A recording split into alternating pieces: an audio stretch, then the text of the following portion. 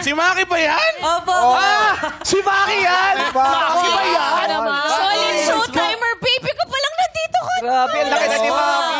Yun nga po, kaya po yung nagiging hashtag ko po ngayon is comeback. Kasi po, dati po, di ba, nakilala po ako ng mga madlang onliners natin na kumakanta po ako sa Tawag ng Tanghalan Kids. Pero ngayon po, nabigyan po ako ng chance na makapag-host at makapagpasaya po ng mga OFW po natin na matagal na po sumusuporta sa TNT Boys.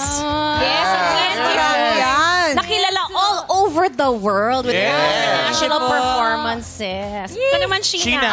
Po, hashtag munting tahanan. Kasi same with Maki, dito po ako nagsimula sa Tawag na Tanghalan Kids.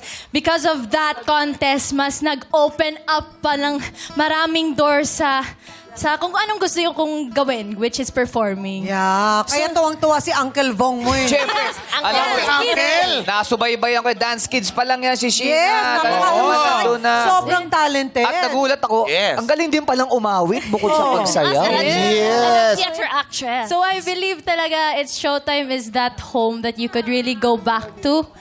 And dahil din doon, yung comeback ko din was that nag-judge pa ako sa Tawag ng Tanghalan Kids. Sigurado po ako, tapos I came back as a SOU host. And I'm more inspired to be a host kasi like you, Ate Karel, pinagsabay niyo po yung teatro at yung pag-host. So mas sinatsaga ko pa Salamat po sa yung madlang ganung journey. people. Talagang sinusuportahan nila kung ano yung nasa puso natin. Yes. Correct. Kaya mo lagyan ng ng apelido yung pangalan mo. Ano dapat? Ano apelido? Salamat po.